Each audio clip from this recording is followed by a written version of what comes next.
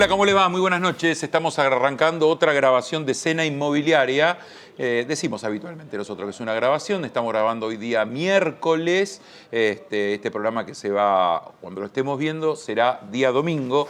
Ya habrá ganado Boca en el fútbol y una serie de cosas más que después vamos a charlar y ya habrá perdido. Después vamos a charlarlo en esta mesa porque tenemos una mesa picante, entretenida, polémica. Acuérdense lo que le digo, no se la tienen que perder. Primero le pedimos a Claudio con Eduardo que ingresen porque tenemos unos platos que son verdaderamente maravillosos hoy.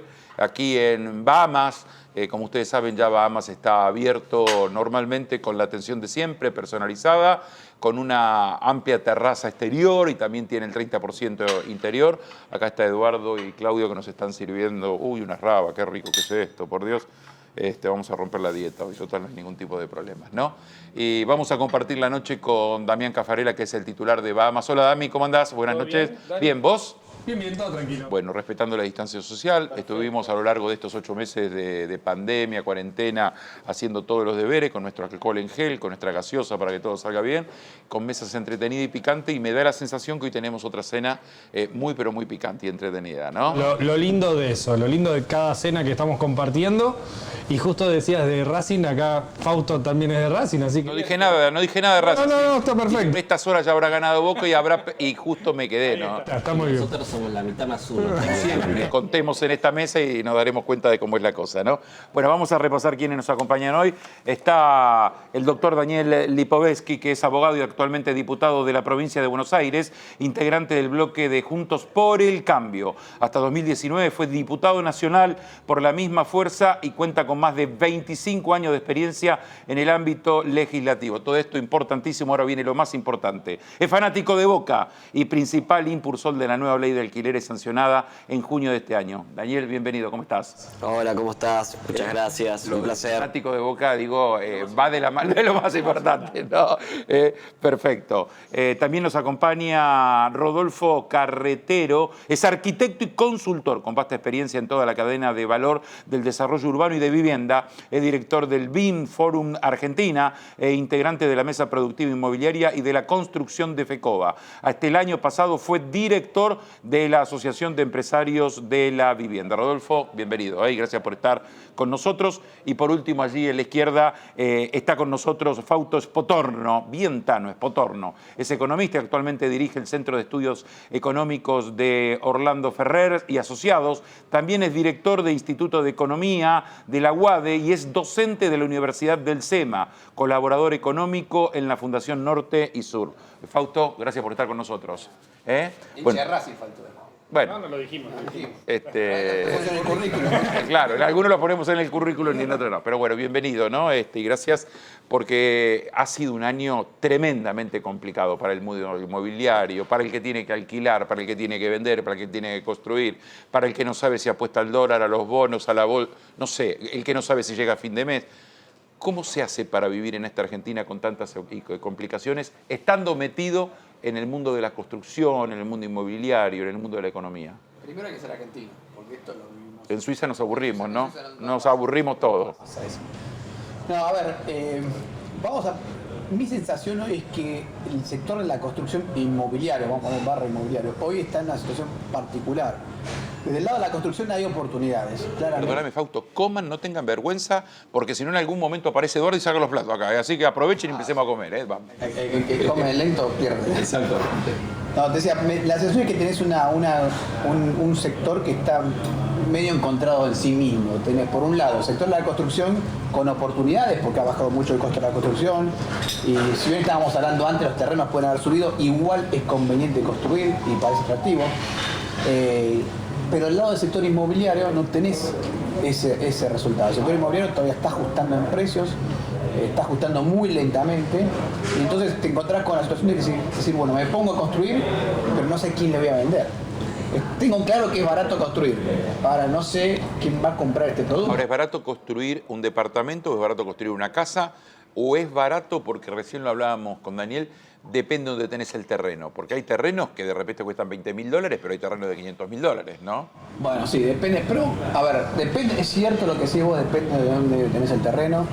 E incluso en la ciudad de Buenos Aires el terreno es más barato, pero si consigues un terreno, si te mueves bien con el lado del terreno, el costo de construcción es relativamente barato.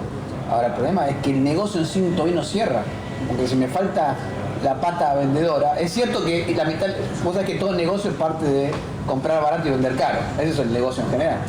Ahora, la primera parte de comprar barato, construir barato lo vas a tener, ahora ¿a quién le vendés? No sé si vas a poder vender suficientemente caro. Que es el punto central además, ¿no? Construir la demanda sería uno de los primeros requisitos que debería pedir el sector, construir la demanda y construir la estabilidad. Exactamente. Digamos, nos la pasamos viviendo oportunidades para inversión, pero nuestro sector tiene que lograr canalizar una demanda genuina, sostenida, ordenada, ¿no? En el largo plazo. Bueno, el gran problema ahí son hay una desbarajuste entre los precios y los ingresos. Hablábamos justo antes de empezar. En los 90 vos tenías que un salario promedio en Argentina era de 890, 900 dólares, ahí estaba entre 800 y 900, y el metro cuadrado estaba alrededor de 1000 dólares, o sea que con un salario promedio comprabas un metro cuadrado. Hoy en Argentina el salario promedio está en 50.000 pesos, 54.000 pesos, prácticamente. En dólares, estamos hablando de Ponele con 300 dólares con mucho... 350 dólares. Y el metro cuadrado está en 2.000 dólares promedio. No, pero a comprar, no a construir. A comprar. La tendencia igual está bajando. Está bajando y cuando ves ya una caída del orden del 10-15% en los precios de venta, pero es un sector que está bajando todavía. Por eso, Daniel, hay muchas complicaciones con los alquileres y la gente no tiene para alquilar y se armó un revuelo con la ley que te tuvo a vos como uno de los principales referentes. Hay muchos factores para analizarlo. Primero, déjame hablar un poco del contexto general, ¿no? Fausto decía, estamos en la Argentina. Y sí, la verdad que, porque la pandemia no la vivimos solamente en la Argentina, ¿no? Y la cuarentena de alguna manera como método para enfrentarla también la aplicaron en otros países. Ahora, ¿por qué en la Argentina el efecto fue tan fuerte, por ejemplo, el impacto económico? Bueno, es porque estamos en la Argentina y también tenemos gobiernos que de ninguna manera consideraron esta situación.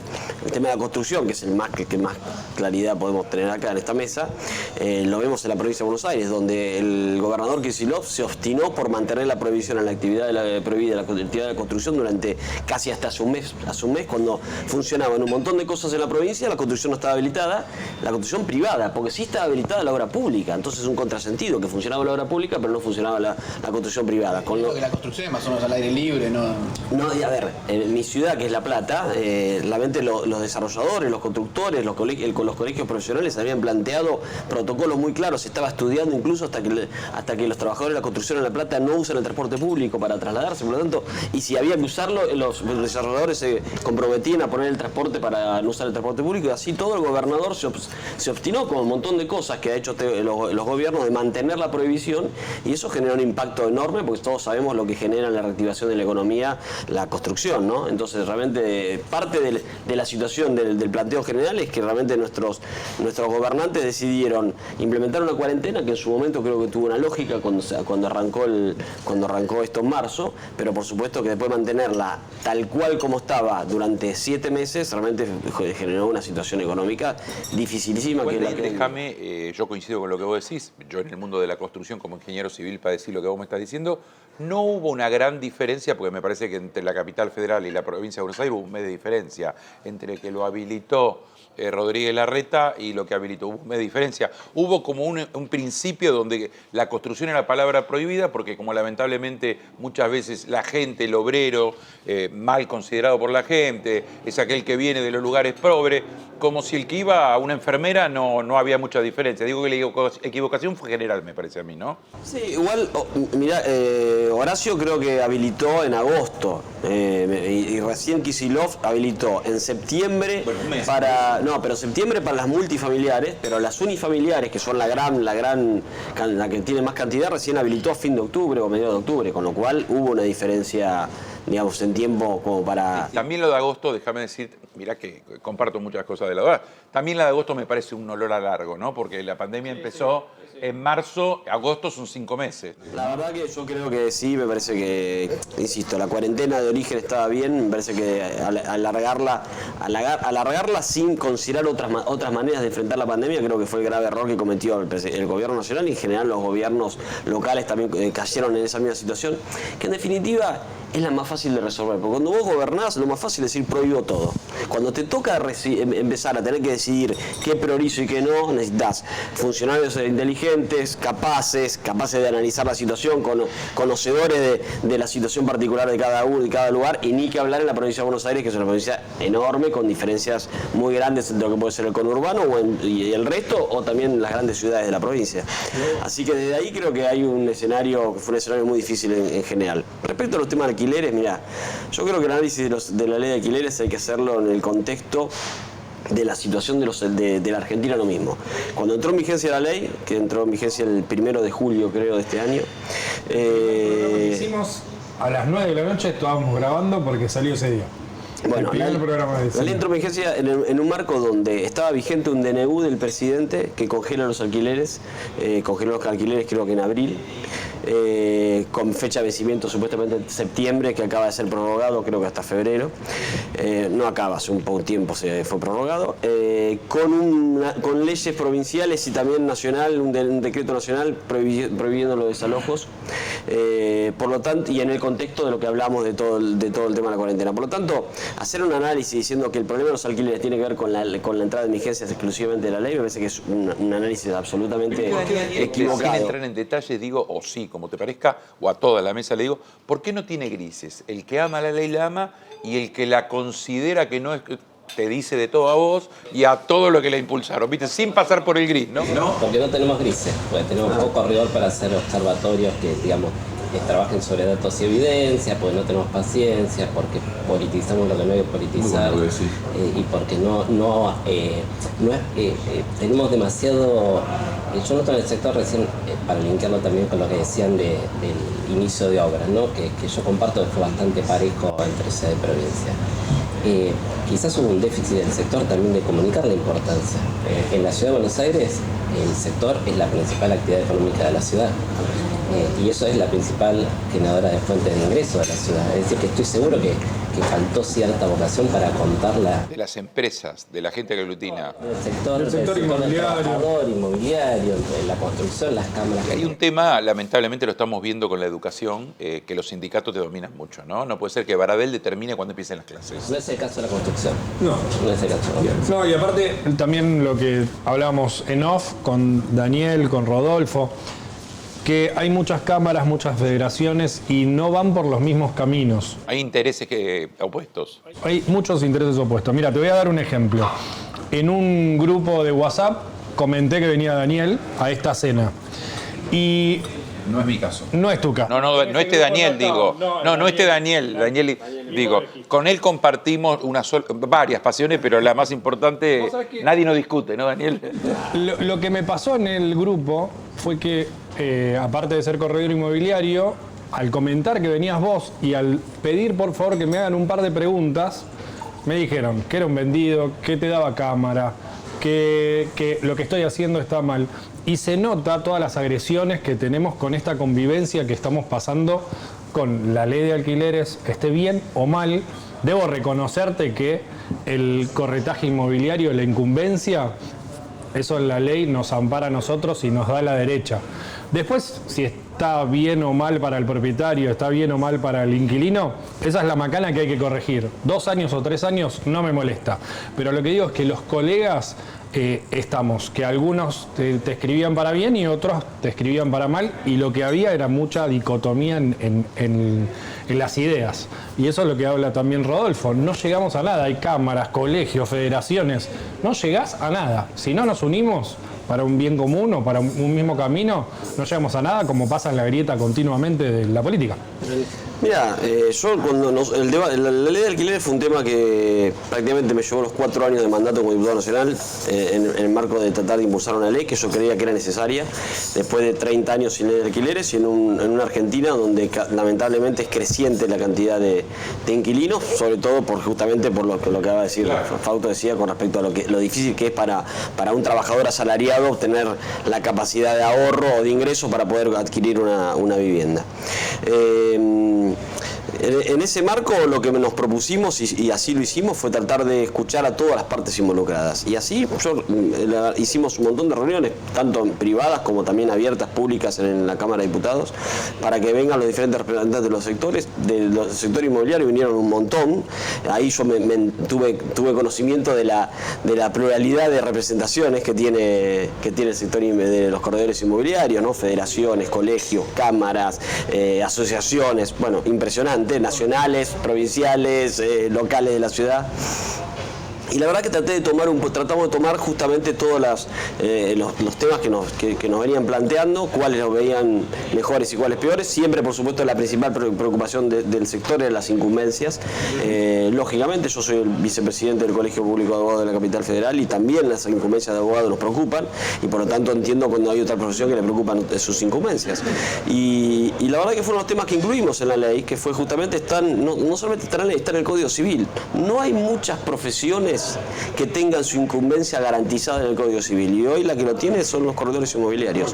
Entonces me parece que eso fue un avance en la discusión. A mí me parecía lógico el planteo, como también me parecían lógicos otros planteos de los representantes de los inquilinos que también escuchamos, como por ejemplo la extensión del plazo mínimo de 2 a 3 años. Aclarémoslo, el plazo mínimo era de 2, porque uno dicen, no estoy de acuerdo con el plazo de 3 porque no quiero regulaciones. Bueno, ya había una regulación, no es que vos podías pactar libremente cualquier plazo, era 2 años. Ahora nosotros consideramos que los 3 años le daba más certeza al inquilino y por eso lo propusimos.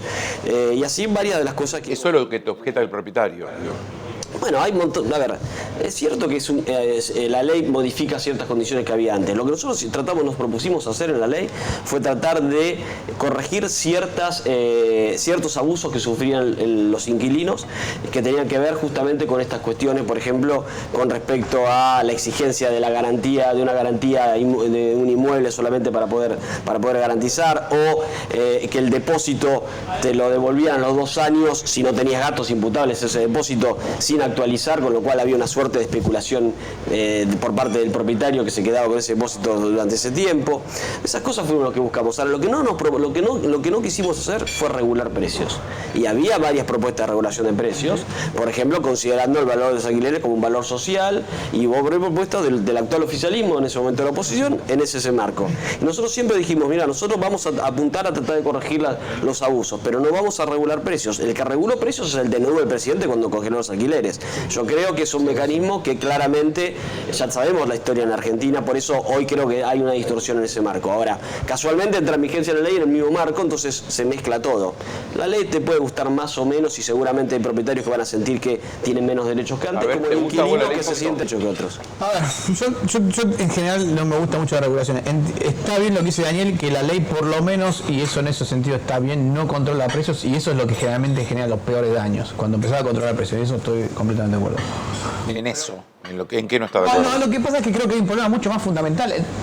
Todos los abusos de lo que se está hablando, abusos tanto de propietarios como de inquilinos, el inquilino que no se va, en realidad se surgen porque es un problema mucho más grave, que es que la ley no lo va a resolver, que es la justicia. Entonces, si vos tenés un problema de inquilino... A ver, ¿por qué en Estados Unidos vos alquilás con el sueldo, con recibo de sueldo? O en Colombia, no, sacamos todo. Colombia vos alquilás con recibo de sueldo. Porque si no pagás, viene el juez y te dice, tómatelas. Acá puede pasar 3 años. Entonces, el problema no es la regulación. 3, sí, si sos generoso, ¿no? Con suerte. Con suerte. 3, 5, 10 años. Entonces, el problema no es... La ley lo que trata es emparchar un problema mucho más grave, que es el tema judicial. Lo que sí estoy totalmente en desacuerdo es cuando el presidente dice, bueno, vamos a controlar precios, o impide o en la provincia de Buenos Aires que generó tantos problemas con las usurpaciones cuando dice no hay desalojos. Bueno, porque ahí, si no hay desalojo y me pones un control de precios, me estás aniquilando el sector. Ahí sí lo estás reventando. ¿Qué es lo que pasó? ¿Qué es lo que pasó? Lo que pasó. Ahora, está bien, y volviendo al tema de las garantías, que yo decía, yo soy de la idea que deberían desaparecer.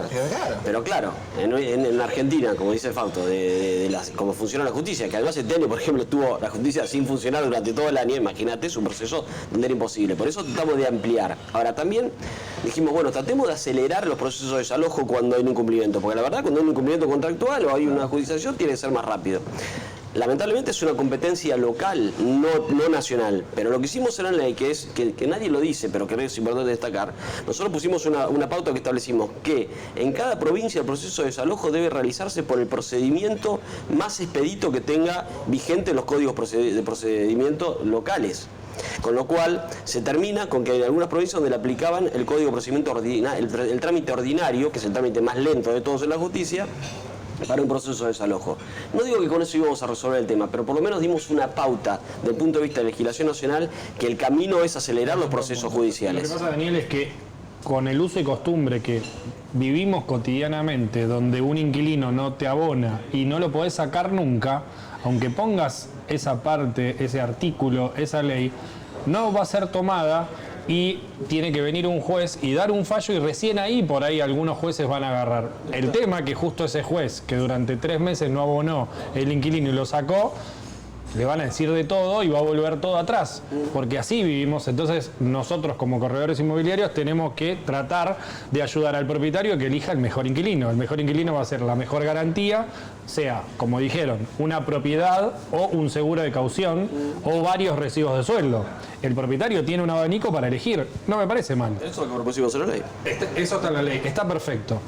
Pero muchas veces el inquilino, de manera agresiva, porque es como estamos viviendo cotidianamente, es yo tengo esto y alquilame esto. Entonces se distorsionó un poco todo, entonces el propietario dijo, mira, antes de pelearme con un inquilino prefiero retirar la propiedad, porque primero no gano dinero, porque no me está rindiendo, por ejemplo, un departamento de 2 ambientes, $100.000 me están dando 20.000 pesos.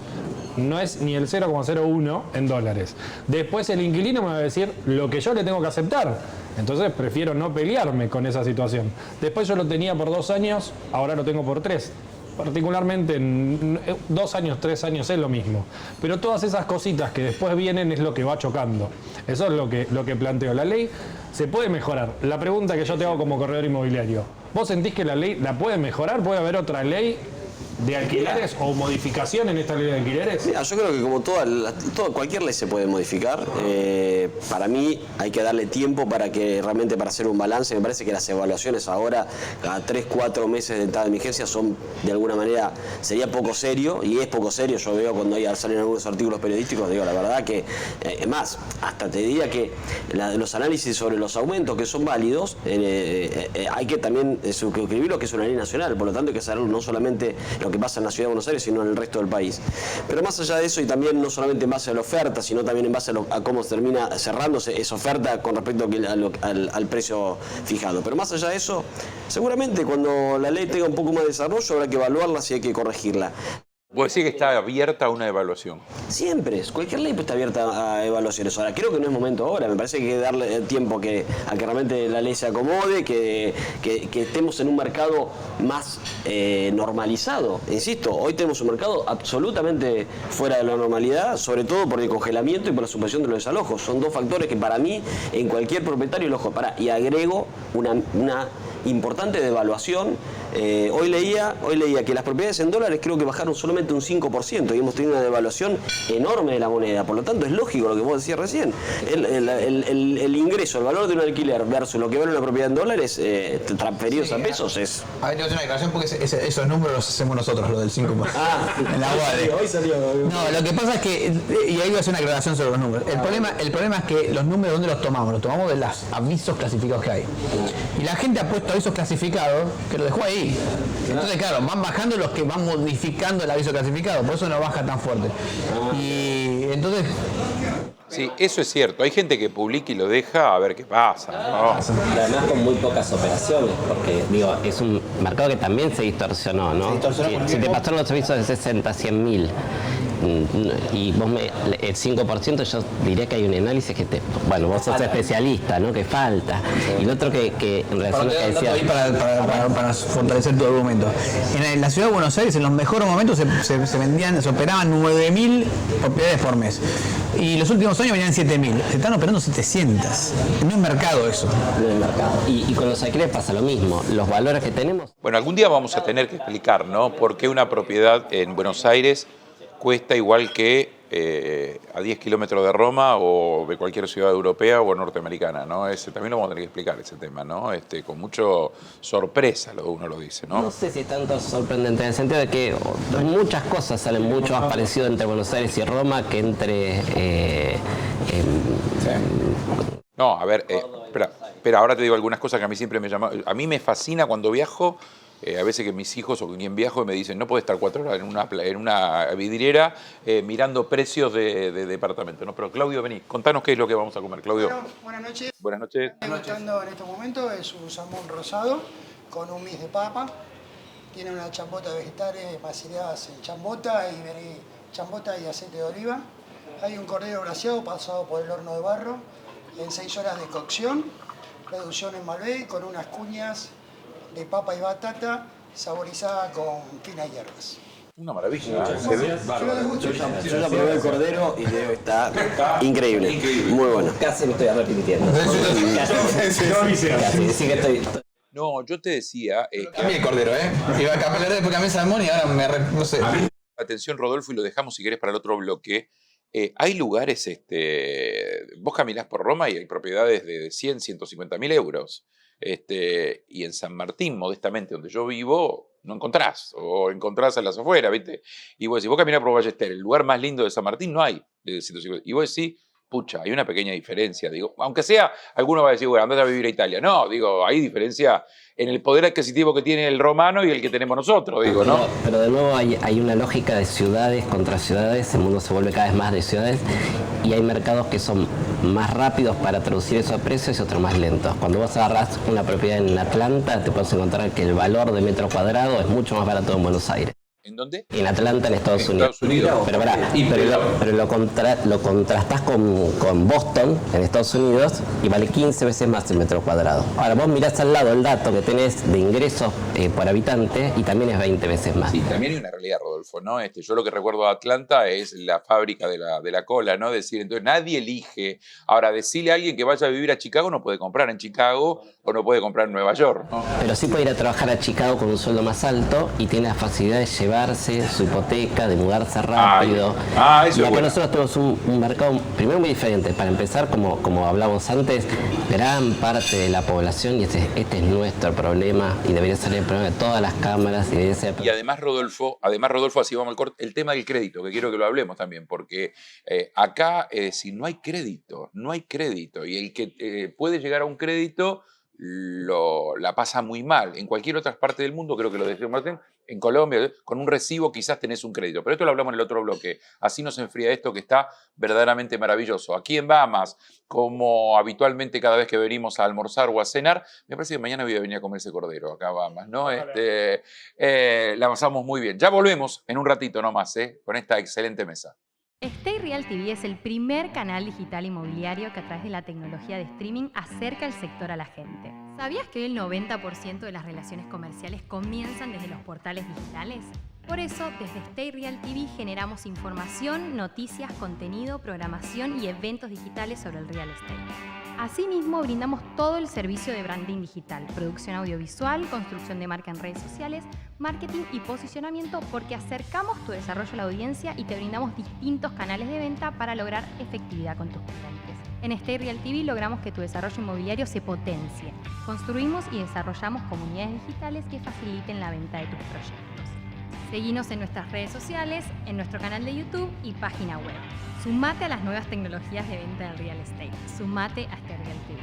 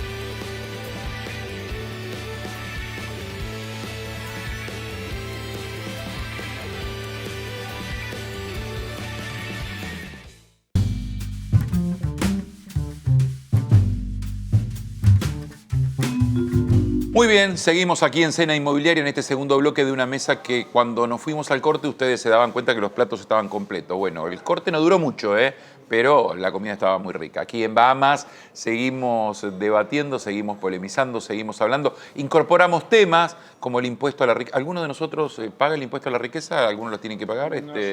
No llegan, ¿no? Pero en el sector alguno debe haber. En el sector inmobiliario alguno debe haber, ¿no? ¿Estás contento con el impuesto que hay que pagar, con esta ley que está...? No, me parece que es un grave error del gobierno. La verdad que creo que después de un año tan difícil como este, me parece que la Argentina no está para aumentar impuestos. Creo que es el 12º impuesto que aumenta este gobierno en 8 o 9 meses. 13º, gracias Fausto. Y la verdad que debemos estar pensando cómo hacemos para hacer una reactivación económica, para reactivar después de un año tan difícil, y creo que con el aumento de impuestos no es el camino correcto.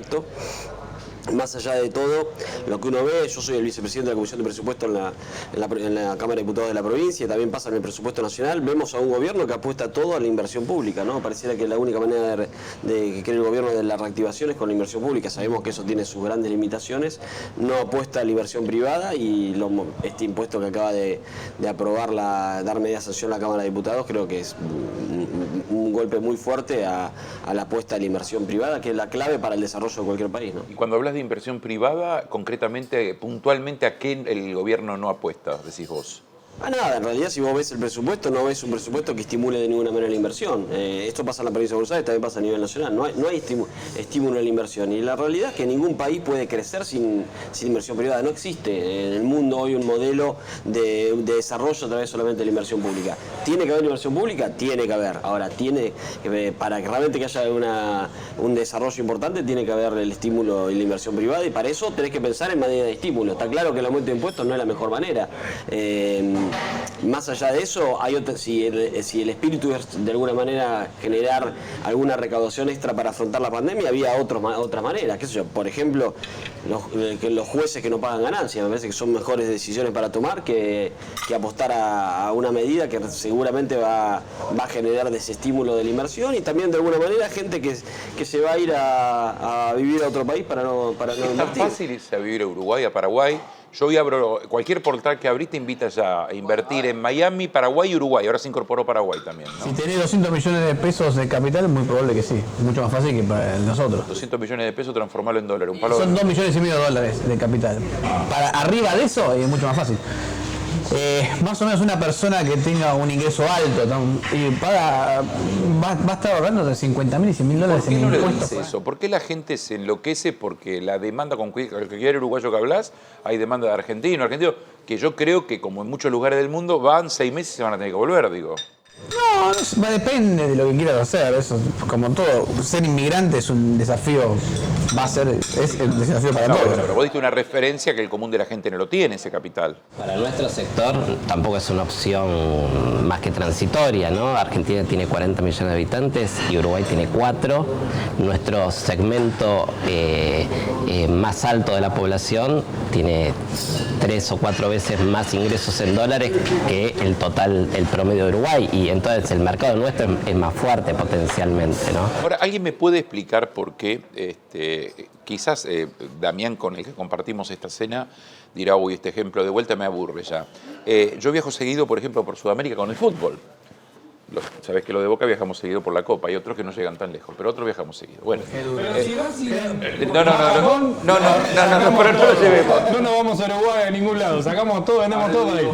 Vas a algunas ciudades de Sudamérica donde volvés al otro año, ¿no? Y está todo igual. Y no te aceptan. El ejemplo más claro que yo siempre doy es Perú.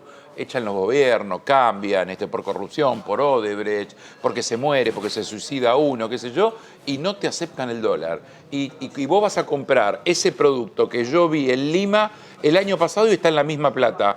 Y vos decís, ¿por qué pasan en estos países? No lo digo en forma peyorativa, y no puede pasar en el nuestro. Hemos destruido la moneda. A ver, Argentina destruyó su moneda, no tiene moneda real. Cristina dijo, no, es una economía bimonetaria. No es bimonetaria, es unimonetaria. En la carta, decís vos. En la carta. Dijo que Argentina es en dólares. La única razón por la cual usamos pesos es porque el gobierno te lo impone el peso, pero si fuera por el resto de los argentinos haríamos todos dólares. Los que no están en el que lo vi, a ver, ayudame, la semana pasada con Leuco, con Majul, a Cavallo, que reapareció. Se ha transformado Cavallo de vuelta en el consultor de todo el mundo, ¿no? Bueno, me asusta un poquitito, pero bueno, no importa eso. Sí, bueno, pero porque la experiencia en inflación ha sido positiva. Pero que estamos en condiciones, sí, pero 20 años pasa para todo el mundo en la vida, no digo, pero que estamos en condiciones de dolarizar la economía, digo, ¿viste? Entonces, porque él lo puso en Ecuador eso, en práctica. Sí, a ver, el problema... ¿1-1 de vuelta? No, dolarizar es... No, es que Solamente dolarizar. Solamente Resetear la economía al 1-1. A ver, ¿sabes lo que pasa? Es que la convertibilidad, el problema, la convertibilidad es más flexible que dolarizar. Dolarizar es mucho más rígido. El problema es que, ¿sabes cuál es el problema de dolarizar o la convertibilidad? Es que te empieza a descubrir todos los problemas estructurales que tiene la economía argentina.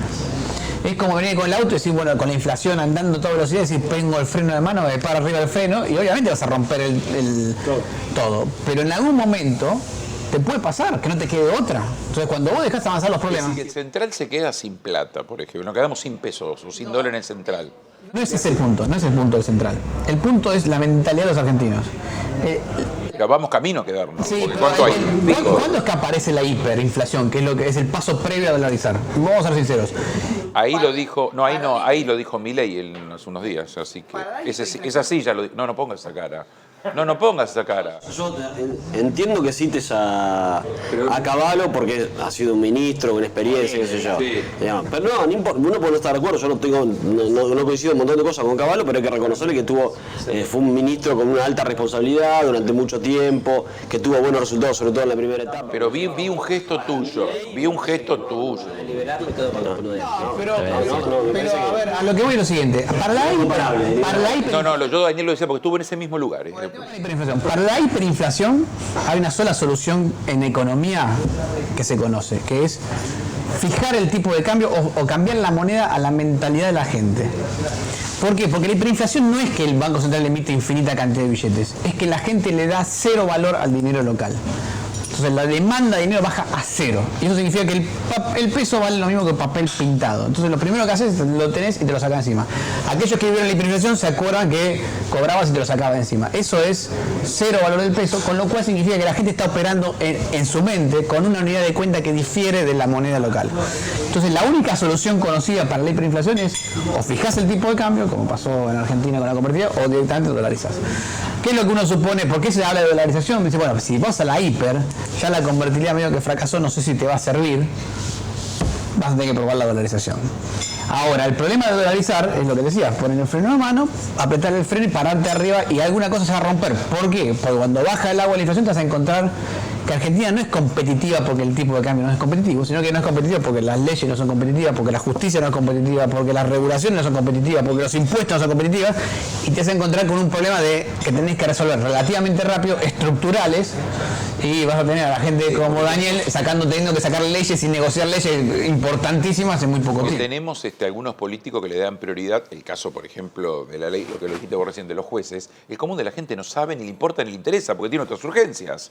Porque la inflación te disfraza todo, entonces sos poco competitivo porque la inflación, la emisión, ¿no? Porque este año la emisión ha sido terrible, ¿no? Pero la inflación te disfraza todas las cosas. Entonces vos no sos competitivo porque tenés un mal sistema sindical, porque el sistema de transporte anda mal, porque el sistema de regulación, porque el puerto anda mal, porque te cobran 1000 tasas en todos lados. Bueno, no se nota porque devalúas, inflas la economía, entonces sos competitivo por el tipo de cambio. Pero cuando desaparece todo eso te encontrás con que te cobran un montón por exportar, impuestos en las tasas, el puerto, te cobran un montón, el costo de transporte interno es altísimo, que la productividad de la economía es bajísima. Y ahí cuando dolarizás te encontrás con todos esos problemas que estaban todos ocultos. Ahora no te noto sorprendido con el tema, o no los noto sorprendido con el tema de la dolarización, que es la única salida que nos queda. No, pero yo voy a meter una baza. Pauto, si te agarraba la pandemia en marzo, en default, con los privados, con el fondo, y tenés que mandar a la gente a que haga la cuarentena y quedan sin trabajo y no tenés la herramienta para emitir. Digamos, ¿cómo conseguías paliar la situación sin esta herramienta? Bueno, ahí yo tengo una pregunta después para Daniel, pero tiene que ser Argentina tiene que ser, está obligado a ser más inteligente que los demás en este tema, porque vos tenías que decir, bueno, no tengo recursos, me agarra es como decir, mira, te fue mal en el laburo, perdiste el laburo, te está yendo mal y encima se te enferma tu vieja, tienes que ser hiper inteligente, administrar los recursos con los centavos, y Argentina no hizo eso. Yo te puedo entender que no, tomamos decisiones, regulamos, sacamos a la gente enferma porque no puedo frenar a todo. Bueno, no lo hizo, Argentina actuó como si fuera millonario. Sí, pero perdóname una cosa, lo dijo Daniel recién, quiero reafirmar lo que vos dijiste. Mirá que la pandemia no fue exclusiva de la Argentina, ¿eh? Hubo pandemia en Uruguay, hubo pandemia en Brasil, hubo pandemia en Perú, si querés acá, Europa que lo vivió antes que nosotros o Estados Unidos. Pero la pandemia en este continente la vivimos todo al mismo tiempo. Ningún país en el mundo tuvo tantas restricciones a la movilidad como Argentina. No, mi única pregunta no era esa, sino si el hecho de dolarizar no te rigidiza. Hay un Google y Apple publican información de la movilidad y las restricciones que vos, a partir de la movilidad de las personas, porque todos tenemos celulares, esto nos está siguiendo a todas partes. Entonces sabemos cuánto se movió la gente, cuánto cayó la movilidad de las personas durante la pandemia. Es una forma bastante matemática, estadísticamente buena de medir cuáles son las restricciones que puso el gobierno. Y cuando vos... Fue una imposición, eso no fue voluntario. No, lo puso el gobierno. Ah, está bien. Entonces, cuando vos mirás qué tan fuertes fueron las restricciones en Argentina... Coincidimos, sí, pensé que decías que éramos nosotros, ¿no? Fue producto del gobierno. Entonces, el gobierno puso restricciones a la movilidad tan fuertes, pensando que nosotros podíamos vivir años sin... Perdiste 4 millones de puestos de trabajo. 4 millones de puestos de trabajo. No, por supuesto, comercios que se cerraron, pero... En demasía. 40.000 se calcula de conurbano nada más. Claro. Bueno, las avenidas más importantes están cerradas de locales, obvio. Te hago una pregunta, Fausto, que le hacemos a los economistas la pregunta.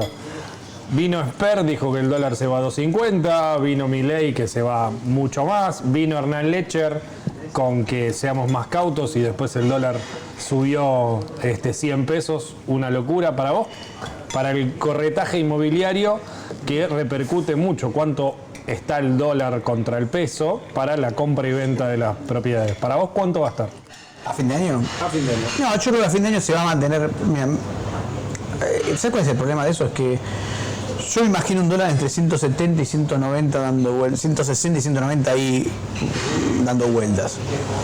¿Por qué lo digo así dando vueltas? Porque el problema es que el gobierno tiene muy pocas herramientas y se pega tiros en los pies cada tanto. Lo de ayer fue un tiro en los pies.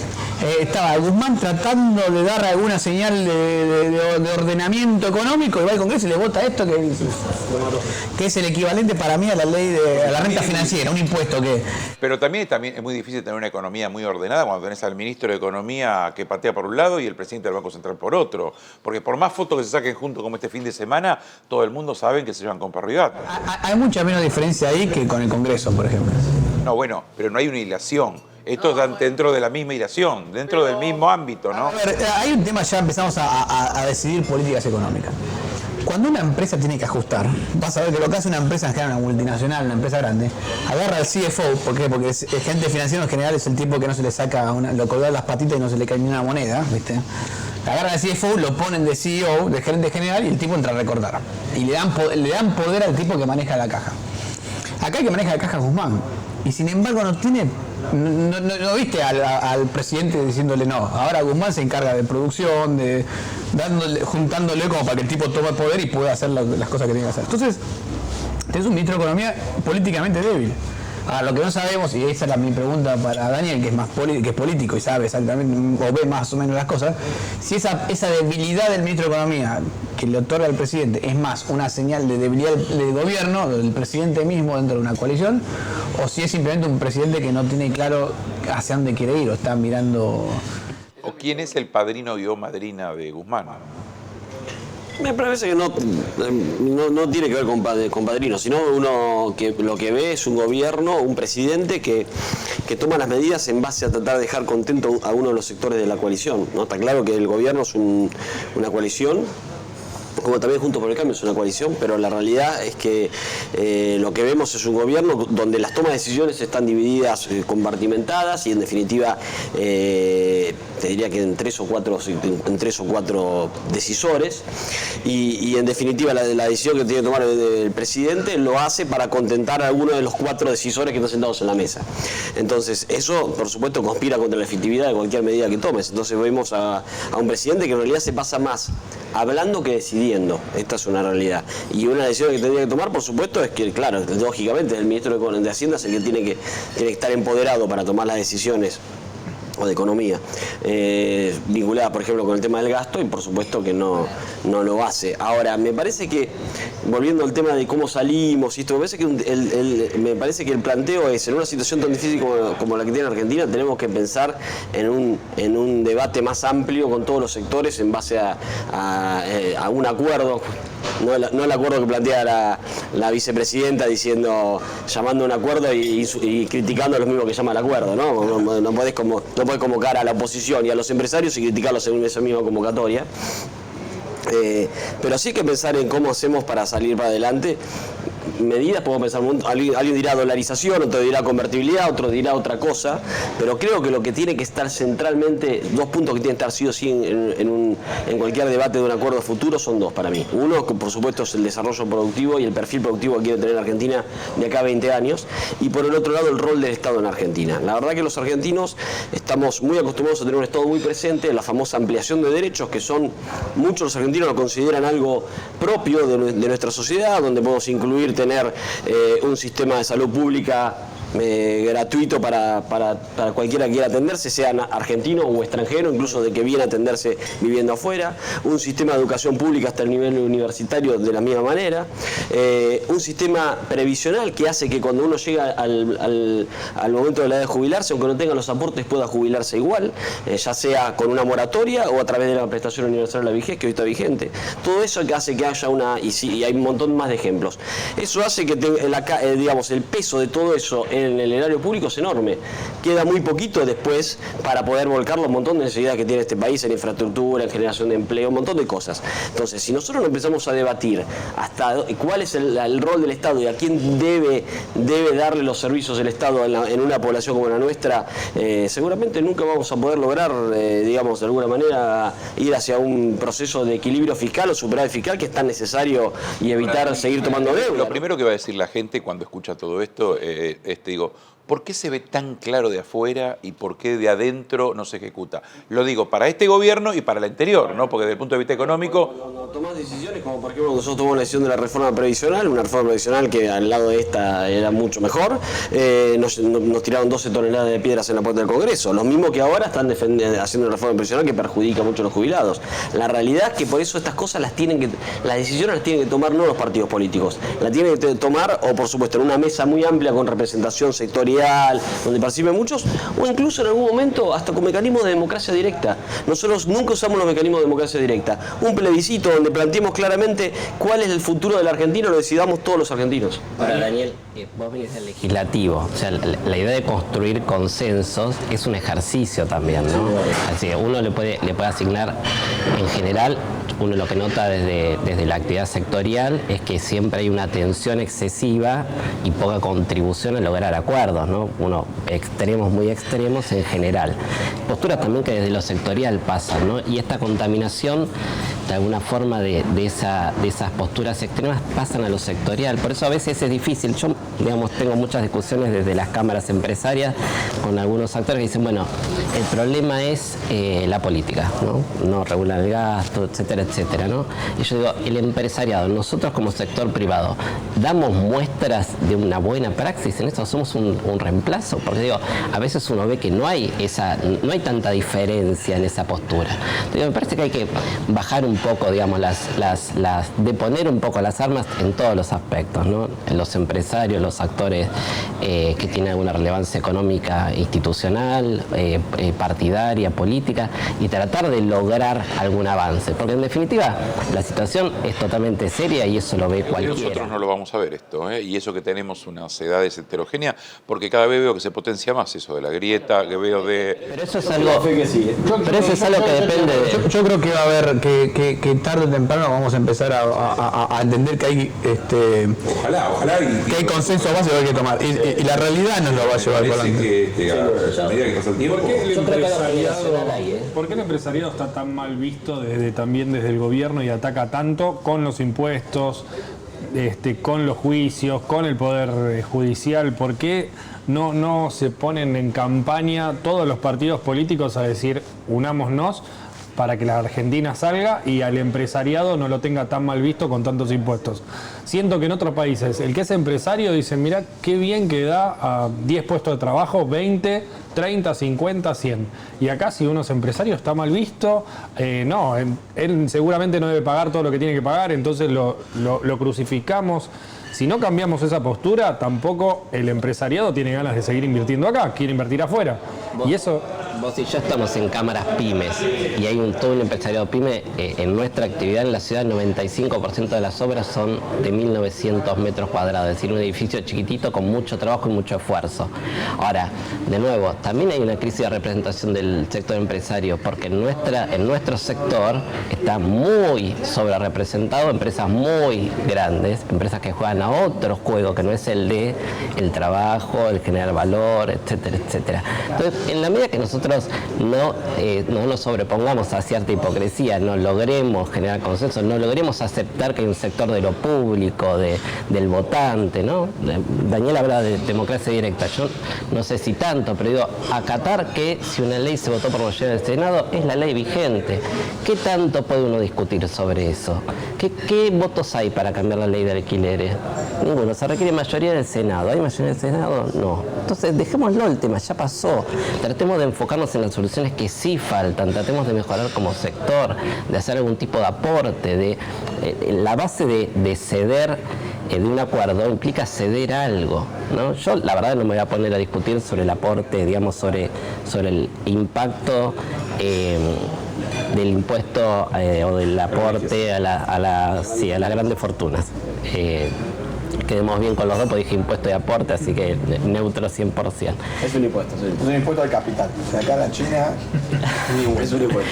Bueno, lo que sí estoy seguro es que algún sector empresarial, alguna contribución tiene para hacer.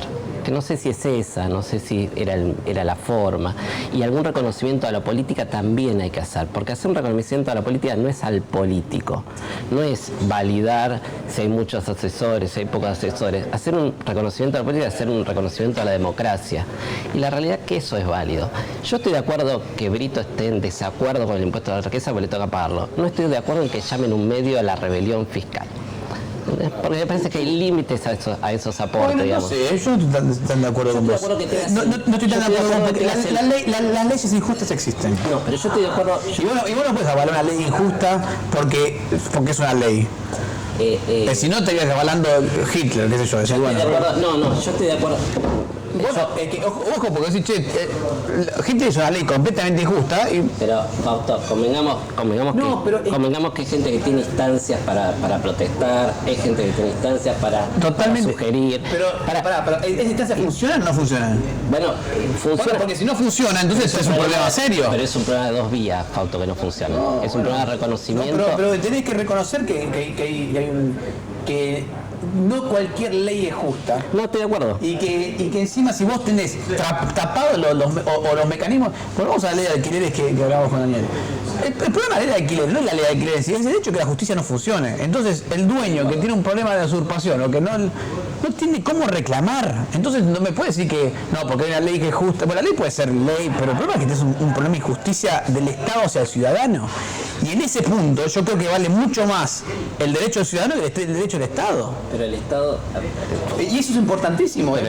Pero el Estado no es una entelequia, somos todos. No somos todos el Estado. No somos, eso es un no es así. No es así. Claro. En cualquier... El Estado es una organización de la sociedad. Está organizado, y no es que somos todos, porque no todos participamos del Estado de la misma manera. Bueno, participamos indirectamente. Más allá de la frase linda, no somos todos el Estado. El Estado está controlado por cierta determinada gente. Y el tema es, si los controles del Estado, la República, no funcionan correctamente, correctamente, el Estado deja de ser de todos. Eso es lo que voy. Pero Yo quiero dejar algo respecto, porque me parece que está bueno. En general, con respecto al tema del sector empresario, la clase política, el sector también, vamos a agregar los sindicatos. Hay una crisis de representación en la Argentina, esto es una realidad. Bueno, eso. Y hay otra cosa que me parece ya... Y esto es interesante remarcarlo, porque entonces quiere decir que no todos estamos representados bien en el Estado, ¿no? No, ni en el Estado, ni en las cámaras empresariales, ni en los sindicatos. Esta es una realidad. Por eso cuando, por ejemplo, en la provincia de Buenos Aires salió una ley que le impulsó la ex gobernadora María Eugenia Vidal para limitar a dos elecciones solamente los mandatos de los intendentes. Una medida muy buena para renovar justamente las representaciones y los mandatos. Y ahora hay intendentes que se paran de todos los espacios políticos, que se paran diciendo que quieren ir a cuestionar la ley de la justicia. La realidad es que eso es lo que está mal, digamos, y eso tiene que de alguna manera la gente lo tiene que evaluar, porque en definitiva digamos, la renovación la ley que sacó María Eugenia Vidal consensuada con Sergio Massa, ¿no? Para hacer nuestro propio aporte de lo sectorial, nuestras cámaras sectoriales tienen la Cámara de Construcción una votación que evalúa con más votos aquel que más factura y más empleados tiene versus el resto. Entonces hay una sobrerepresentación de las 5 o 6 constructoras más grandes. Y no quiero ahondar. Después, la Cámara de Desarrolladores Urbanos lleva 4 elecciones, digamos, con la misma fórmula. El colegio... Sí, pero digo, aquellos que quizás no llegamos a ese nivel, y lo comparto lo que vos estás diciendo, no hay forma de acordar porque es muy difícil acordar. Digo, tratá de presentarte de intendente en un lugar donde están los capangas, no podés, por más que seas el más sano. Soy presidente de la Cámara de Construcción. Bueno, pero pero hay una cosa, porque el sector... La Cámara de Construcción te puede imponer a vos en No, pero además la Cámara de Construcción es un grupo donde estarán y se pelearán o discutirán. Vos, si querés en tu... ¿Te obliga a pagar algo? No, la Cámara... Bueno, entonces... Yo te voy a dar dos. Volvamos con la ciudad. Cuando arrancaron las obras en la ciudad, arrancaron las obras de más de 5.000 metros cuadrados. Está bien. Entonces digo, la Cámara de Construcción, al estar sobre representada la obra grande, arranca las obras grandes. Entonces digo, todos los ejercicios son participación democrática y todos tenemos te que retires aparentar. directamente, no te puedo obligar a vos a decir, che, bueno, contratame, que sí lo puede hacer el Estado. Es muy diferente, porque vos podés armar otra cámara si querés. No te obliga a montar una cámara. Yo creo que no participar en la cámara, nadie te obliga a eso. Pero además vos participás y es un núcleo donde está un grupo muy chico. En cambio, el intendente, vos vivís ahí y muchas veces te tenés que agarrar y decir, bueno, me someto a aquel intendente que hace 40 años que está, 30 años que... Hay intendentes que lo han descubierto, que dice que banca la droga y va a seguir. Estoy de acuerdo en que el peso específico del sector público es mayor y que los rigores y controles tienen que tener mayor, y de hecho tiene muchos rigores y controles que deberíamos ejecutar, digamos, La ¿no? última pregunta y nos despedimos. Chicos, no tenemos que ir. ¿Vos qué pensás que el empresario, si este impuesto a la riqueza, si lo hubiesen dicho al empresario, ustedes donan o lo ponemos para la patria, para ayudar para todos, $1.000, y nosotros todo el poder público nos rebajamos el 20% y vamos a un espacio común entre todos? ¿Por qué esas partes no las hacemos? ¿Por qué no llegamos a un consenso de eso? ¿Y por qué el Estado no demuestra, ya que hablamos del Estado y los gastos y todo, no demuestra esa humanidad que por ahí en otros países lo demostraron? ¿Qué pasó acá que no se hizo? Bueno, primero porque eso se debió hacer cuando se inició la pandemia, ¿no? No ahora. Algunos que lo hicieron, Pose, el gobierno de Pose se bajó el sueldo. Varios lugares hicieron, pero en definitiva esta ley, era una ley, esta discusión, digamos, este debate, era una discusión para darla en marzo, abril. La verdad que hoy no tiene sentido. Además, el gobierno anunció que en enero o en diciembre iba a llegar la vacuna. Entonces, digamos, hay una contradicción entre que llega la vacuna y plantear ahora una recaudación extra para el tema de supuestamente enfrentar la pandemia. Me parece que más allá de eso, creo que sí. Vuelvo al tema de la relación entre el sector empresarial y el sector público. Es una cosa que sí a mí me llama la atención, es la falta de un vínculo más serio, por decirlo de alguna manera, en esa relación. Y en eso la responsabilidad sobre todo del sector privado. Hay muchas cámaras importantes que no tienen organizado el vínculo, por ejemplo, y el seguimiento de las cosas que, por ejemplo, se debaten en el Congreso. A mí me pasó muchas veces de estar tramitando leyes que de alguna manera debatiendo leyes que afectaban a algún sector determinado. Yo decía, ¿cuándo van a llamar por lo menos para preguntar qué pasa? Y no llamaban. Ni profesionalizado. Porque muchas veces es directamente el titular de la empresa que opina como si fuera... La última, chicos, se calentó en el final esto. Tal cual. La ley de lobby creo que es una ley útil. Correctísimo. En la Argentina es muy necesaria la ley de lobby, muy necesaria para que el camino sea mucho más organizado, legal, regulado, Es al claramente. revés lo que la gente piensa. La ley de lobby transparenta todo Sin el lugar a proceso. dudas. Sí, transparenta el que va y te dice, mira, te hago esta cosa y te cobro una comisión de esto. Sí, pero en definitiva, nosotros, pasó con la ley de alquiler, uno escucha todo, no todo tiene que ver con una cuestión monetaria. Hay un montón de veces que uno necesita la devolución del sector para decir, mira, mi opinión sobre este tema. Me pasó con la ley de góndolas, por ejemplo, que fue uno de los temas que yo participé. La verdad que recién el sector supermercadista intervino cuando yo la ley tenía un tratamiento del Congreso de dos meses. Y nosotros necesitamos una devolución sobre la ley para ver que finalmente si estaba bien lo que estábamos haciendo. Y ese no. Sí, porque muchas veces la gente se mira el ombligo suyo y nada más, ¿no? Exactamente. No, y además a veces los procesos, yo viéndolo... No tengo duda que la ley de góndola, aquel que estaba en cabeza de góndola hace 20 años le jodía que lo iban a tocar ahí. Entonces, ¿para qué voy a ir a participar? Digo, ¿no? La ley de góndola es un desastre, pero porque lo que obligaba a decir, che, venía con el inspector a medirte, iba a venir el inspector con el metro a medirte cuánta góndola tiene ocupadas. Ya los miraba 2 segundos, pero bueno, pero entiendo lo que dice Daniel, es cierto. También aquellos que caminan, chicos, disculpen, yo camino mucho en los barrios, cuando venía el gobierno te decía, mira, esta leche estaba escondida en el fondo y doña Teresa no llegaba a agarrarla ahí abajo. ¿viste? Porque no existe ese precio, porque cuando el gobierno quiere poner un precio que no existe el precio. Entonces, ¿No es más transparente decirlo? No, pero no. A ver, la Serenísima no podría decir, perdón que diga una marca, ¿no? No podría decir, no, yo no te voy a vender mi segunda marca esto, en vez de ponerle y esconderla allá en el fondo. ¿Por qué no lo dejan? Porque lo castigan. Es que es así. Para eso aparece la ley de góndola. Por eso es que vos decís, che, una ley de precios máximos es ridícula. Como no funciona la ley de precios máximos, como dice toda la teoría microeconómica que no va a funcionar, como no funciona, entonces pongo una ley de góndola. También es cierto que algún día alguien va a tener que explicar por qué, a ver, no quiero odiar la leche porque si no, por qué una gaseosa puede costar 200 pesos y la otra cuesta 40 o 50, ¿no? Yo después te lo explico, pero no lo puedo decir. De todas maneras tenemos que hay que diversificar la oferta de productos. Hay con muchos productos de condiciones monopólicas en Argentina y eso hay que trabajarlo. Pero no están las góndolas, porque Si no que las regulaciones está bien, pero digo, el supermercadista no puede decidir ceder un lugar, no hace falta una ley, es donde digo, yo no quiero regulaciones excesivas, pero requiere un ejercicio empresario que también hay que poner sobre la mesa como vocación. Y digamos, nuestro sector es un excelente ejemplo. A ver, no, sí, pero eso es no entender el negocio supermercadista.